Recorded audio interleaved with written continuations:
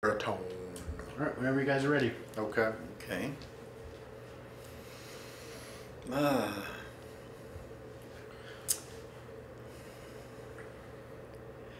Welcome back, everybody, to the, forget that. What am I going to say? To the Statesman's. Welcome back, everybody, to our Statesman High School Blitz, and it's not football season anymore, but it technically is football season.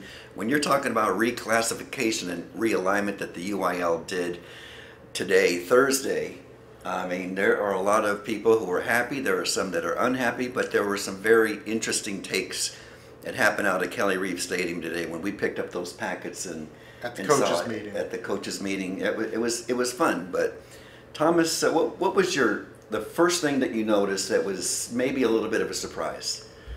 Well, the first thing I noticed is that the Austin area is going to have two 9-team districts in 6A. 9 teams. I kind of thought that might happen, but it's still always surprising when you see teams that big. I mean, there's going to be some good teams that don't make the playoffs. You know, in these districts, you're going to have less than half the teams making the playoffs, which is unlike a lot of other districts in the area. And, well, Westlake and Lake Travis, they're obviously in the same district, and now you got Bowie in there again. Yeah, a very top-heavy district with those three. And I feel for those other Austin schools that will be with Westlake and Lake Travis, you know, and Austin High moving back up, Anderson, Aikens. It's going to be a tough road. One of the interesting parts, I was walking around and everybody was trying to find non-district opponents because you don't know how many teams you're going to have to play against. And Lake Travis and Hank Carter, as of the end of the day, he didn't have a single non-district opponent, and you know why. It's not fun to get beat. It's not fun to get beat. They have a hard time finding teams because they expect them to win. Winners and losers. Who do you got as a winner and a loser? Well, one winner that jumps off the board in 5A Division 1. Now they split 5A before the season begins now for the first time. They're going to have Division 1, Division 2.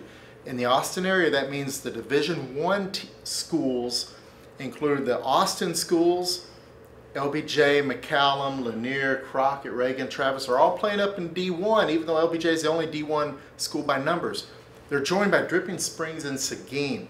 Now, that makes Dripping Springs a winner in my book. First of all, they save a lot of travel costs because they don't have to go to San Antonio.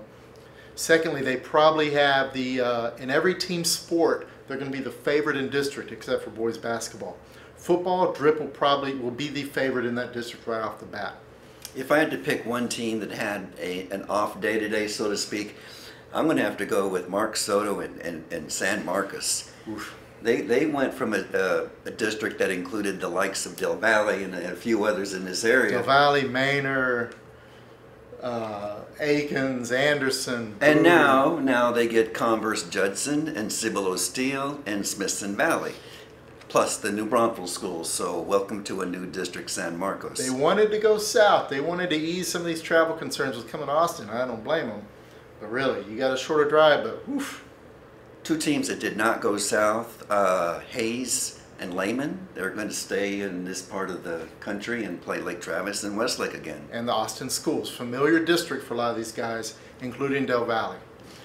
One note, Ann Richards, an all-girls school, they got placed into the Class 6A district for their athletic teams, mainly volleyball and basketball is what we think about. So they're going to play the cream of the crop. They got elevated from 5A.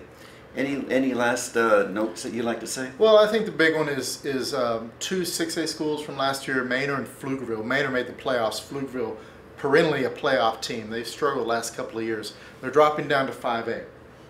But I don't think they're really getting a break. They're going into a 5A district with Cedar Park, Georgetown, Hutto, a solid Rouse team, a solid Conley program.